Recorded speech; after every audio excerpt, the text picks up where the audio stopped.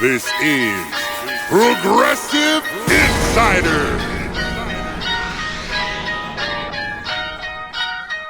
Yeah, Progressive Insider, you know they wiser. This that new media company covering everything. I'm talking that news you ain't heard of, cause you know it's getting buried. Social justice, yeah, the stuff you need to know about. Fucking politics that the corporate news won't cover. You know they don't think that you could see under, but you can now, cause the people we cover, they may not be famous, but their story should be heard. Yeah, every voice. Okay, we're live. Okay, perfect. Good morning, everybody. Welcome to Progressive Insider. My name is Kerri Barber, and with me is Andy Kennedy from Canada. Good morning. How are you? I'm tired.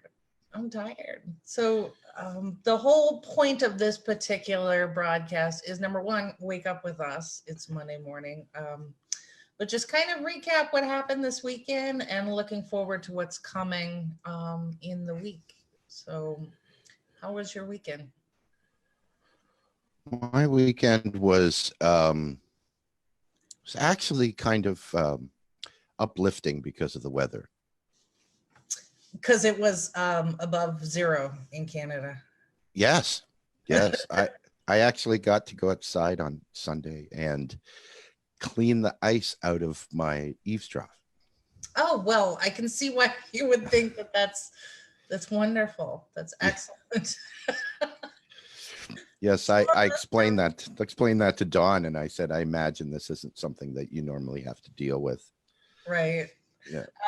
I do, but not on that level. So for those watching, I'm in Illinois, Chicago, which we had a really 3 years in a row now. We've had a very mild winter. We get like one or two significant snows, and then the rest of it is pretty, it's mild.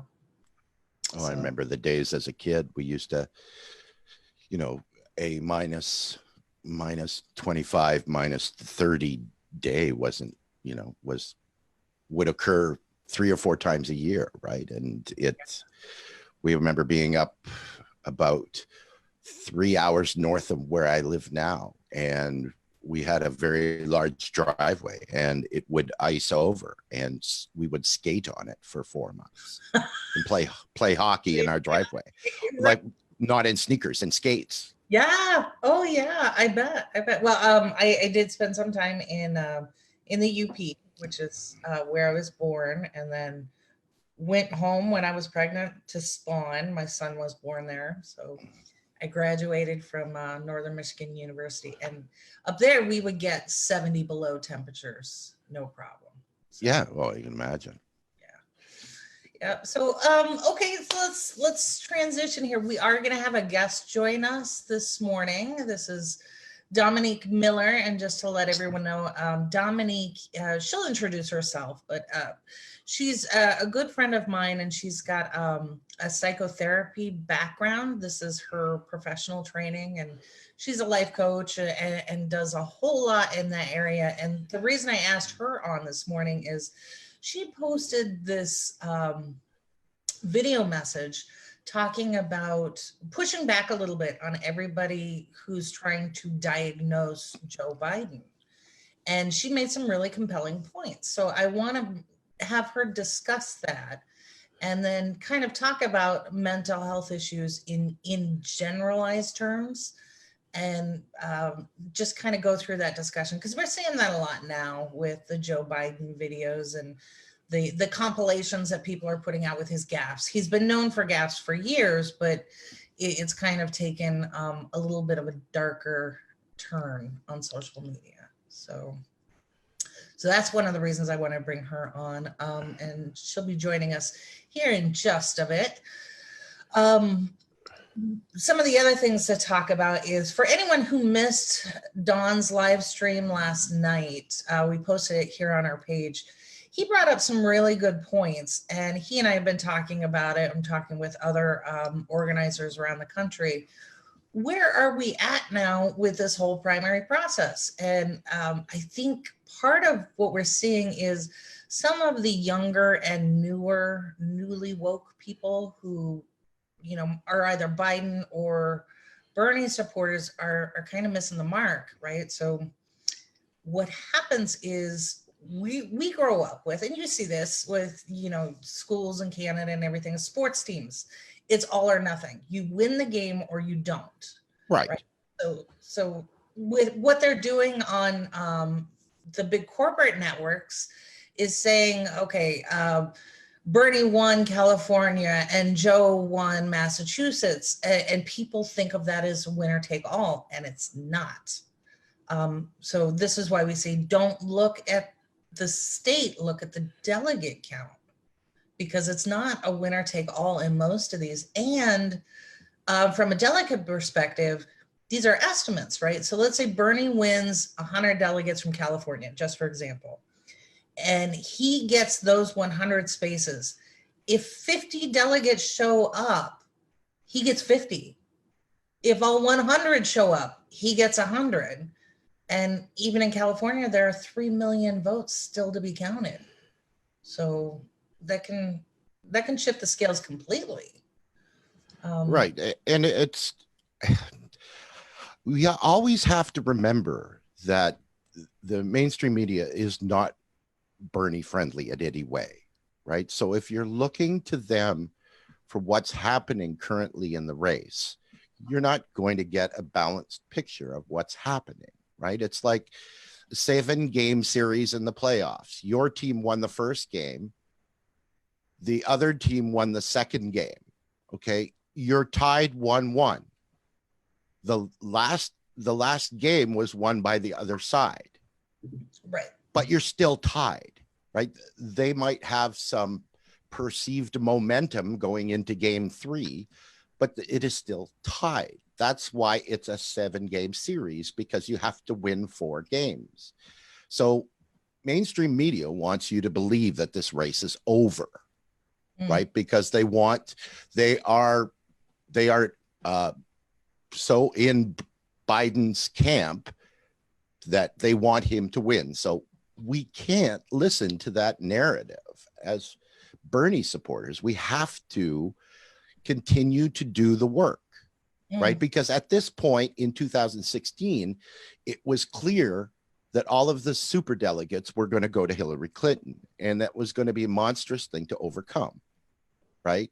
But Bernie stayed in it to the end. He kept the revolution going. They made it to the end and played it out, right? There's obviously, other circumstances that came into play, but this is not a time to panic in any way. And I don't know why progressives and Bernie supporters are throwing their hands in the air and saying, oh my goodness, what do we do now? This game's over. I'm quitting. I'm going home. I'm taking my ball and my glove and I'm going home. The game's over. It's not. Right. And I think part of that is people, okay, so in the United States, I've complained about this forever. In a war-torn country, you can still get an 80% voter turnout, but we're happy here if you can just get 20 people to tune in. And I think part of that is people are now starting to turn their attention on electoral politics, especially during a presidential race. We always get that peak, but I think you're right. It goes back to that fundamental misunderstanding of how things work, and it's being used against us in these situations. So, well, sure. Most people, I would say that the vast majority of Americans don't know how the primary works on the Democrats because it's so convoluted and there's so many different rules, and the rules are different state to state. So if you're an expert on the rules in your state, you're not in any of the other 56 places where there's going to be a primary, right? And that's scary. Mm-hmm. So bring up a good point. Read the damn rules. Read the rules for your state party, and that makes you an expert right there, because so many people don't. And I have conversations with other Democrats. I'm like, do you know what our party platform is? Have you read it? Here's the link to it. And what's startling is when you actually read the party platform and it talks directly about, we are not going to use PACs and we are going to forward all of these things. And you look at who the contenders are, and obviously there's one candidate who's can check all of those boxes for what we say we believe in the party platform, and others fall short. So then we go back to, well, it's a big tent. It's just a big tent. We have everybody here. And sometimes I think it's a little too big. Well, and the other thing I've noticed is that Americans like to hear news stories about themselves, right? Even on a local level. There's the difference is in Canada, we have more of people that are tuning in on news that's happening worldwide. Whereas if you were to turn on a radio station in, say, Florida somewhere, the local radio station is going to talk about local news, right? A few stupid things that Trump said, but for the most part, it's the local news. And so they're mostly interested in what's happening in their county or their city or what have you, right? So that makes a big difference. Right? It's so if you're going to have a bias in mainstream media, the only way that Bernie's going to garner any support other than young people on social media is by going door to door, right? And I think that the Bernie campaign concentrated probably too much on the first few races and not enough on Super Tuesday because of the vast majority of states that were in play. And so somewhere it seems to be an organizational disconnect, right? But because we hear that Bernie is outraising all the other candidates by a huge margin. Well, why aren't those funds being put into play where they're going to do they're going to show the most results for what's happening or what's going to get Bernie, gets people because you have a huge number of Bernie supporters in every single state, regardless of mainstream media is telling you, right? Employ those people to go door to door. Right. Well, that was you're talking about what Bloomberg was trying to do on a wholly manufactured, money-driven scale. But you're right. When you have, I forget the number, was it 4 million now? 4 million signed volunteers with your campaign, and they're distributed across the country, and you've got this schedule now. So when you look at it, and Don talked about this too, and he and I have been texting back and forth, the states that I would focus on if I was in charge of the Sanders campaign, right now I would have an Iowa level focus on Illinois, Georgia, and Florida. With those three states, if you can take the majority of delegates, this primary is over. Right. So we were busing people from Illinois to Iowa, and people were coming in from all over the country to canvass Iowa, and they hit thousands of doors and made so many phone calls. We need that same focus on these three states in particular. And Don brought up the good point. Southeast Miami never gets the attention it's due. And I went to college in Orlando, and he's absolutely right about there's this I-4 corridor. So on the west, you've got 95, and then on the east, you've got I-4, and it runs all the way down the state. Right. And the whole idea is if you can do well on that corridor, so you've got a lot of retirees. This is where down in the south, Debbie Wasserman Schultz has her little area there.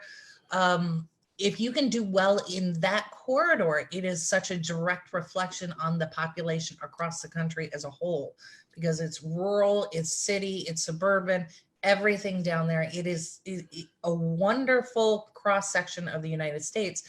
But the problem is like the Sanders campaign, I'm not sure where they are now, but I know in Orlando in particular, that office is run and funded by volunteers. It is not affiliated with the campaign at all.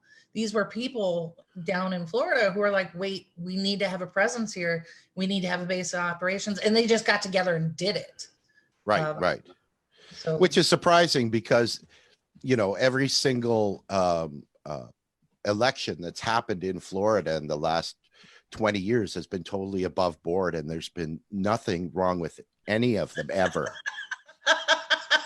Hanging chads, what? What?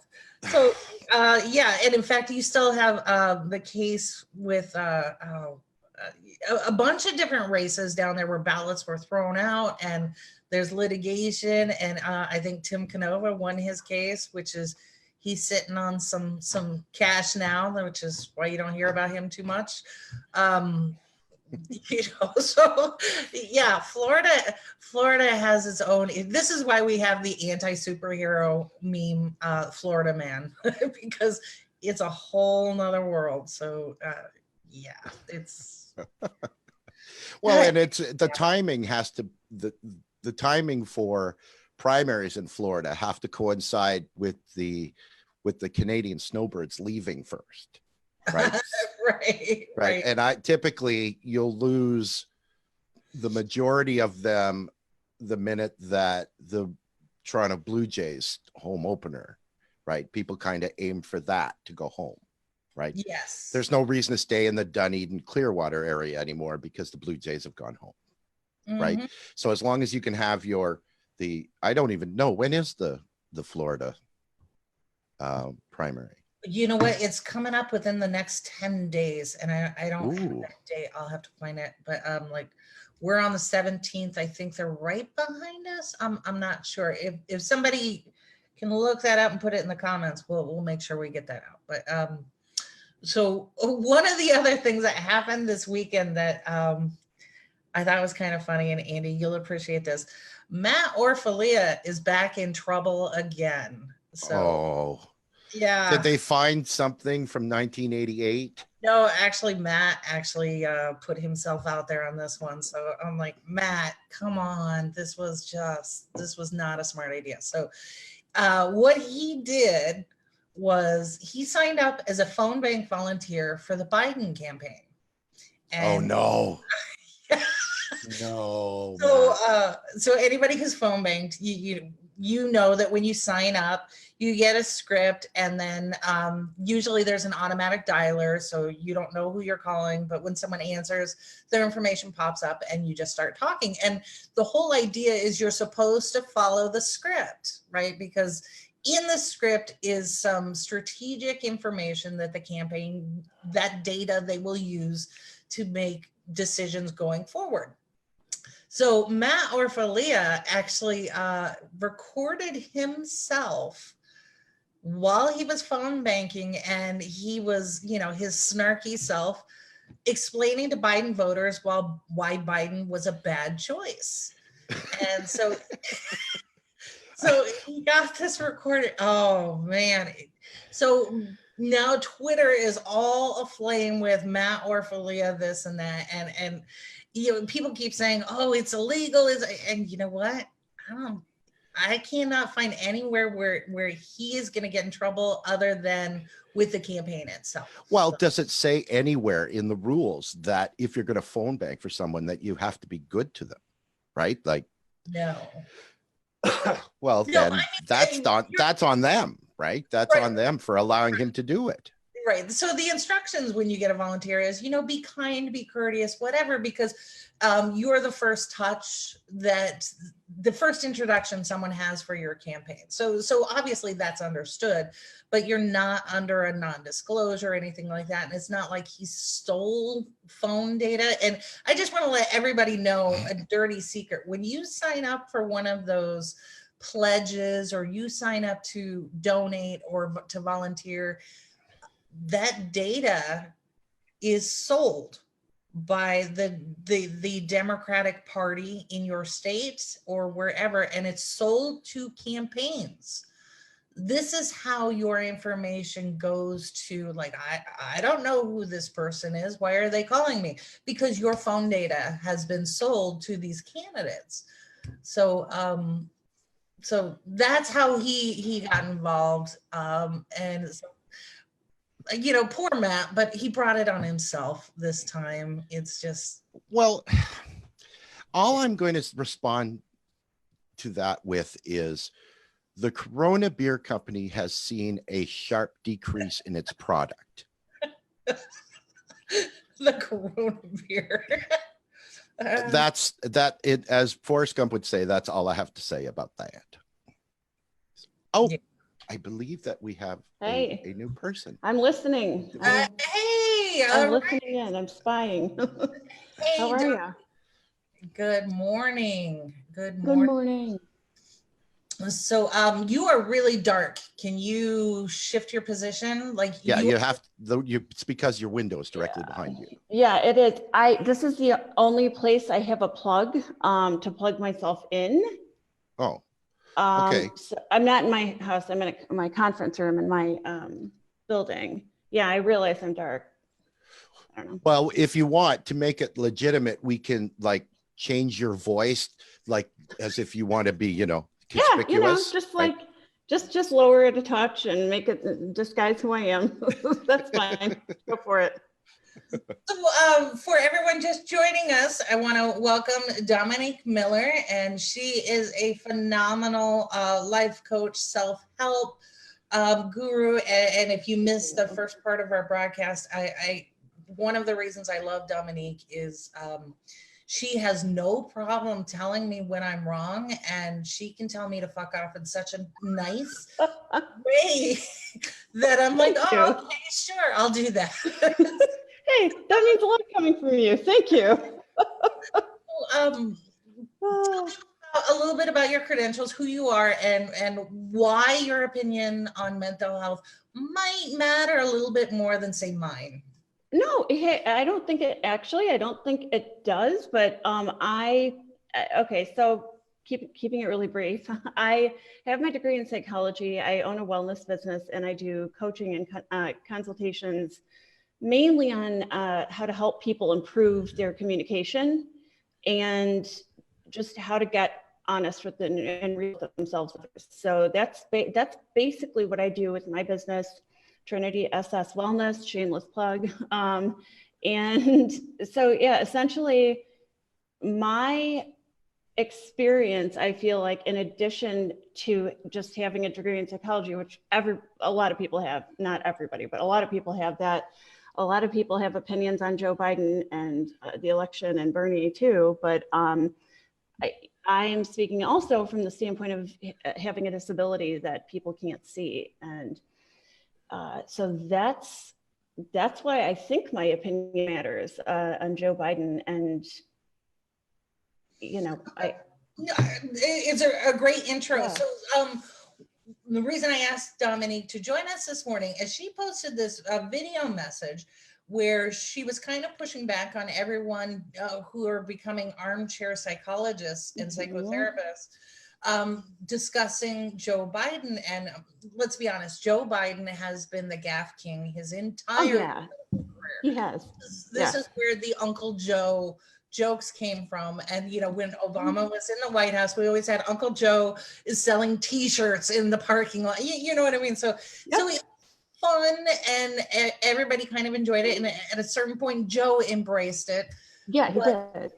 But now we have the dynamics of the politics, this primary campaign, which is very intense because we have so many things going on around us. We've got, Trump in the White House, and then social, economic, all of these things coming just at a high pitch. So now is the time where we examine closely our candidates. And this is the reason for a primary race. And sometimes it does get a little heated and ugly, but it's the crucible for a candidate. If you can make it through this rigorous challenge, the idea is that going into the general, you are going to be a much better candidate and able to withstand a broader coalition of opposition. So in your video, you talk about that. And so I recognize people haven't seen your video, but just kind of give people a synopsis of what you said there.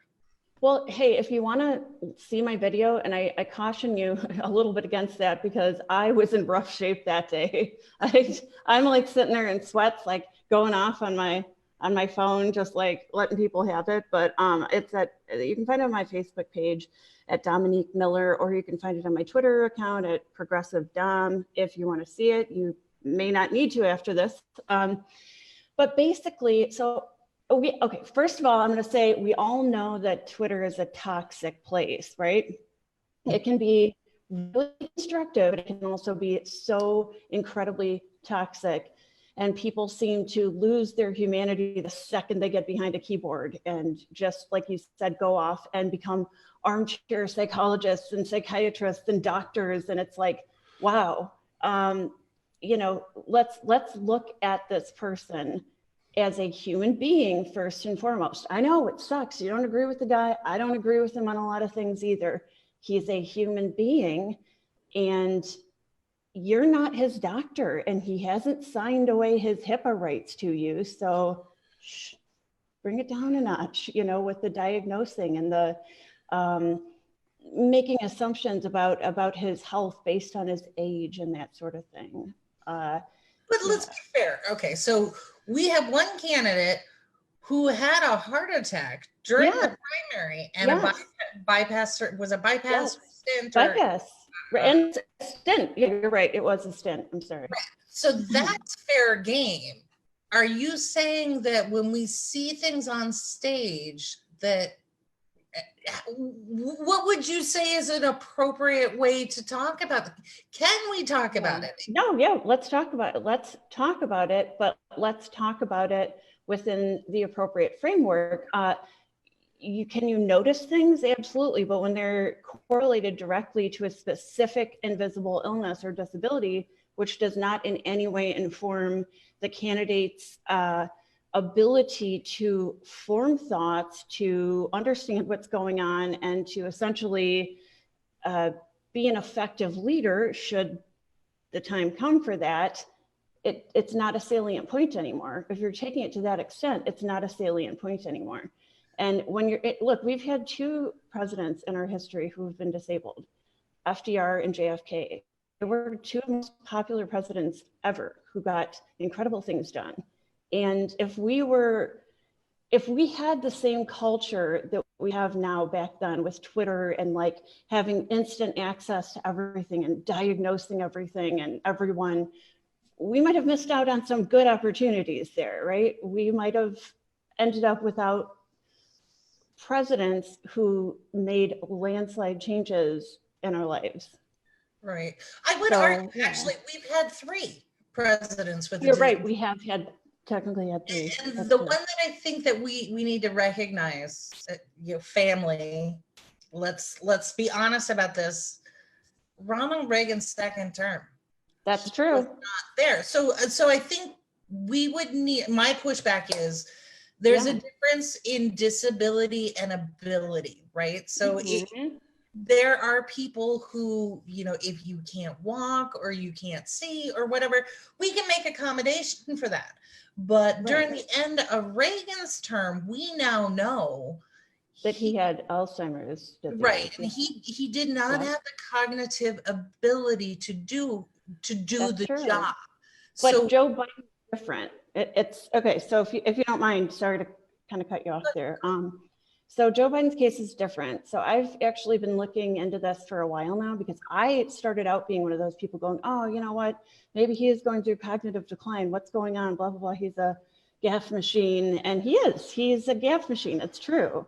But with Joe Biden, firstly, he's had issues with stuttering since he was a child. And there are so many different theories about what causes stuttering, and I'm not going to get into all of that. But stuttering doesn't in any way indicate that you're not understanding what's being said. And so it started out with stutter. Then when he was a young man, he ended up having 2 aneurysms in his brain that burst. And he had brain surgery done on those. And his doctor has actually come out and said, not only is he in excellent shape, this has all been fixed, this has all been taken care of, but the areas that were affected do not govern anything other than his ability to form words from time to time, not even all the time, here and there. So it doesn't have anything to do with his cognition. That may just be part of his personality. So how relevant do you think it is in a job where words matter when we're talking about a global stage and negotiations and like Trump starting skirmishes on Twitter with words? How relevant do you think that is? Because in my mind, what I'm looking at is like I have aging parents, right? My husband's parents are going through some physical challenges, but their mental cognition is there. And we are trained, especially here in the United States, where we have to care for our elderly parents and relatives. We are trained to be mindful because I know that I am legally responsible for them. So we're always looking at, when is it time to have a conversation about maybe taking the car keys or right. So from that framework, and I'm looking at this person taking the politics out of it. If Joe is my uncle, if he really is my uncle, I'm going to look at some of this behavior and go, okay, you just confused your wife with somebody else, and you confused what race you were. So you're conflating confusion with the ability to say the words that he means to say. And it doesn't mean that he's confused about who she is. And I thought at first too. Then I started reading some of the medical journals and the medical takes on this. Actually, gerontologists have been interviewed specifically with regard to Joe Biden. And everybody says his brain is fine. And even his doctor, who he comes to for regular MRI scans and checkups, says he's fully functional. He's always had this disability. So it's a little late, in my opinion, to become concerned about it now when he's been serving his entire life. Let's be concerned about some of the positions he takes on, like Medicare for all. That's my point. Let's be concerned about things other than his health, which has been widely stated by many doctors who have examined him to be okay. You know, and because then I also think that opens up Bernie to attack when we're like, you know, oh, he's aging, this and that and the other. Yet they're both aging. They've both been looked at quite extensively by gerontologists, by regular doctors. They've both been followed around on the campaign trail. They've been examined. They've had testing done. Right. They're functional. They're good. They're okay. So when does it become, you know, a little bit on the ageist side to start being hawkish about their health is where I am coming from, because I can't diagnose someone else. Sure, can I notice something about their behavior? Absolutely. But if it's explained away by something that a doctor can verify, to me, Occam's razor, simplest answer is there. It's covered. Okay, so you go back to, now we're going to bring it back into the political sphere. Yeah. We had Trump's doctor. Oh, I know. Okay, so yeah.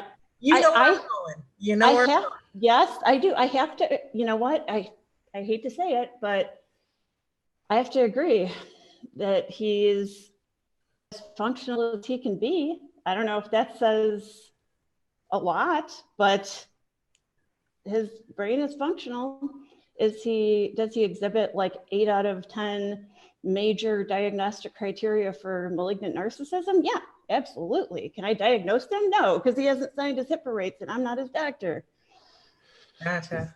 Well, one thing that I would say that in society and the differences between who identifies as a Republican supporter or a Democrat supporter or a progressive is that if you're a progressive, then you are a true progressive is an advocate for any groups True. that are you know, that are discriminated against, right? You know, persons of color, women, LGBTQ, any of those groups. And mental illness is as important as any of the rest of those groups, right? So if you're talking about on a progressive level, then you're an advocate for people on that. And just because you're in an election race, that doesn't give you the right to use the same tropes against people in that community that, say, the Republicans or the centrist Democrats would, right? Exactly. And we have to be true to that because that's part of who we are, right? Yes. And based on that, there's enough that Joe Biden stands for that it should be enough to argue against, right? Yeah. Because politics in the United States is so tribal, right? Yes, it You're is. not going to use this to convince people that they shouldn't vote for Biden. Right, Right. exactly. So so that's what we have to understand is that Yeah. if you can convince enough of the people that are sitting on a fence, or for example, independents, that you need to vote for Bernie on his policies, right? On his ability to unite the country, to make life better for the average American citizen, then you have to take that road as a progressive, right? Yeah, agreed. Well, exactly. Right on. And yeah, I was just going to say one more time, if you don't mind. My feeling too is, can we not open, like I've said, can we not open Bernie up to the same attacks? Because his health, just like Biden's, just like unfortunately Trump's, has been very closely and carefully examined. He's been cleared by all number of doctors, his own doctor included. He's released his medical records. So it's like, when is enough enough? Can we look at policy, for instance? I don't know, that whole thing that perhaps might allow us to decide who the best candidate is, that whole thing about policy, or are we going to ignore that completely in favor of just... Well, it's been, when was the last time that was debated properly on the stage? 5 decades ago? True. Good point. I just want to segue just a little bit and make another plug for Dominique's work here. When we talk about, let's focus on policy and everything else, Dominique has this really great lecture and perspective on the divisiveness of politics in personal relationships and how to bridge those gaps. And so I definitely want to have you back on to talk about that. And we'll post it in the links, but it's not just a political stance. Forgive me if I get the title wrong, correct me, but how to win your loved ones back. How to get your loved ones back. Yeah. So just an overview on that, having those conversations when there has been a divide, and during political discussions, whatever, it is probably one of the fastest catalysts to breaking relationships. What would you suggest now in that framework for the rest of this primary? We talked about sticking to policy issues and having those relevant discussions. So from the relationship standpoint, when we keep screaming unity, either valid or not, or that is the intent, which it should be, what would you suggest for people who are trying to move forward with this? That's a good question. And as far as if we're looking at the divide within like the Democratic Party, liberal versus, I don't know, neoliberal. I don't know if that's a term that actual neoliberals like, but we'll use it for the sake of argument. So if you're looking at something like that, I feel like, is it good to actually sit down and discuss policy? Hell yes, it's wonderful. That's a great idea. But there are definitely times, and I feel myself turning into like a 1950s housewife when I say this, but there are times where you actually have to like sit around the table and talk about things other than politics, and like you have to reconnect on a personal level, realize the other person is a human being, and just listen to what they're saying, listen to where they're coming from, ask them questions about why they believe, what their experiences have been, and just meet them on a human level. It sounds so simple, but it's hard to do and in practice, because all of these feelings and emotions are wrapped up, right, in our belief systems and in our politics. But okay, not all opinions are equal, right? No, they're not. But if we understand where somebody's coming from, even if they have something that you would consider to be an outlandish opinion, you've learned something valuable and you can move forward with that. And you can even, I talk a lot about like weaponized empathy and, no better phrase. I'm just going to call a spade, but where if you really can truly understand where somebody's coming from, you can change their mind. You can help yourself to grow a little bit more, and maybe help them to grow and to just keep transforming as a person. It sounds so simple, but it is not simple at all. So just like, for instance, and I'll try to keep this short because it's such a hard thing to describe, but oftentimes people live in their own mythology. We have our own world that we've built for ourselves in our mind. We mythologize different things that happen to us, different things that we do. And to us, that becomes a very obvious indicator of why we form certain opinions. Well, of course I think this. I've gone through A, B, and C, but not everybody can see that. And when we get wrapped up in our own mythology, we don't see other people's perspectives. We get stuck in our own perspective. We become frustrated that other people aren't seeing our point of view. And that's how I think we kind of get to be at odds. So I guess what I'm saying is just simple sentences, simple active listening can actually help you to bridge that gap. And you may never agree on things. It's okay to completely disagree. And it's okay to completely think that guy has a BS opinion, but to say that that guy is not worth the air he breathes or doesn't have the right to be in the room is a whole nother proposition. Does that make sense? Absolutely. That makes perfect sense. Like, I mean, I think that we don't give people credit for forming their opinions based on the information that's available to them. Like, that we think that people are choosing Joe Biden or Donald Trump because of a nefarious reason, as opposed to the information they have available to them, right? And the traps that we fall into, especially in social media like Twitter or Facebook, is that we strike out with great force, thinking that that's going to make a difference. And you end up basically with a argument that's, you're stupid, no, you're stupid, no, you're stupid, no, you're stupid. And that's what it devolves until somebody blocks somebody else, and then the other person wins because they blocked me, I win, you know. And that's the entire gist of arguments that happen on social media, right?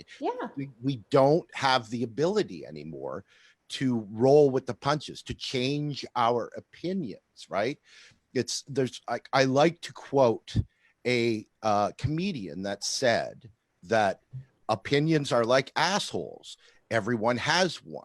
But where they differ is that your opinions should be examined on a daily basis, right? You have the ability to change as a person and change your opinions, and that's called growth, right? But we have an entire generation of people that are set in their ways. They don't want to hear it. They're right, you're wrong. I don't want to think critically about what's happening around me. And that's a real problem in society, and probably the reason why we are where we are. You know what I mean? Absolutely. And social media feeds into that. Like you said, it feeds us our own biases, and that's dangerous. It's very dangerous to be fed your own bias, isn't it? And to be in your own echo chamber. And I think a lot of that is generational too. And I don't want to stereotype a generation against one another. But if you ask someone my age if they believe in, you know, gay marriage or you know, Medicare for all, or something that's more of a newer idea, 50-50 shot, yes, no, you're not sure. You ask a millennial or someone younger than that the same question, you get, well, duh, of course, you know, like that's not an issue anymore, right? We have an entire generation that grew up 50s, 60s, 70s that believe in the rugged individual, right? That the tough guy is the person to look for, right? To look at. And this narrative of scarcity in society, that there's only so much pie to go around. And I think a lot of the problems in the US are based on the fact that a lot of Americans, because of their competitive nature, gauge their own success based on the number of people that are below them on the wealth scale, or on the, you know, even the items that they own scale, right? And I think that that's where we get into trouble, is that I'm going to gauge myself if I'm in the top, say, 20% of society. I like where I am. I don't want things to change. I don't really care about anybody below me. I like my status that way. I've had a lot of different conversations on social media with people that feel that way, and that's so dangerous, you know. Anyways, I've done my little rant. You guys can go back. You're right. You're correct. Thank you, Andy. Well, obviously, we have delved into quite a few topics here that I think warrant a longer conversation. So, Dominique, would you be interested in coming back and joining us for coffee another time? Of course, anytime, as long as you don't mind having me, I'll be there. Yeah, absolutely. I really do. And we will post links to your podcast and other information so people can reach out to you in our comments here. But just real quick before we sign off this morning, good recap on what's coming in the week for Progressive Insider, because Andy has been working his butt off. We have a ton of content coming. Yes. We've got my butt is gone. Yes. We've got interviews with Tim Butler and Heather Stockwell. They're elected Bernie delegates. The fourth iteration of Jason Eno, who is the founder of Dem Inter and that whole strategy and website. Then a really salacious one, the Nevada 2016 interview. This is something that Don Ford did with a Republican candidate who has some information proving that there was some election tampering there. So that'll be coming out this week. My shocked look. Yeah, really? What? Really? Oh no. And then Warren Mosler came back and we did an expansive interview on the first chapter of his book, the 7 Deadly Fallacies of Economic Fraud. That's close. Well, okay, correct me. What is it? It's the 7 Deadly Innocent Frauds. Thank you. Yes, yes. So that's coming out. And this is really important for people, especially when keep getting the pushback. How are we going to pay for it? When you understand how all of this works, it's going to change your perspective, not only on progressive policy, being pragmatic, fiscally responsible, but you will look at the deficit in an entirely new way. It will not be terrifying to you once you understand what the deficit actually measures, right? So talk about ultimate freedom. Yes. Yes. It takes money out of the equation. It takes how are you going to pay for it out of the equation. So the major pushback against any of these policies that are progressive policies moving forward, you completely break down the barriers as to the only reason why the argument against these even occur. And it just makes it so much easier. The Americans are all in favor of this anyways, right? I mean, we're destroying our ability to live on this planet, right? It's inconceivable to me that people are asking that question about how we're going to pay for it. Why don't we just fix it and we'll worry about that after? Yeah, because I mean, if we don't pay for it, we die. So what's life to you? Yeah. I mean, what is yes, I'm not going to believe your bullshit argument about that. I'm just going to let's fix it. Right. Right. And we'll worry about paying for it later. Right. Exactly. So, and then the last one coming up, I had an interview with Alan Howell of Bob TV. That's Bernie or Bust TV, which is a little bit more of the militant yellow vest kind of progressive wing of the party. So that was an interesting discussion. And I want people to kind of get a taste of what's going on in those conversations, because we see the pushback right now. But a lot of stuff good coming up, a lot of good stuff coming up this week. And I think, Andy, you and I are going to be back at this same time, roughly on Wednesday morning for coffee. Right. Okay. All right. For everyone tuning in this morning or tuning in this afternoon, as the case may be, thank you so much for joining us. And comments and ideas about future topics, we're always happy to have them. But thank you and have a good day. This is Progressive Insider. Insider. Yeah. Progressive Insider, you know they wiser. This that new media company covering everything. I'm talking that news you ain't heard of, cause you know it's getting buried. Social justice, yeah, the stuff you need to know about. Walking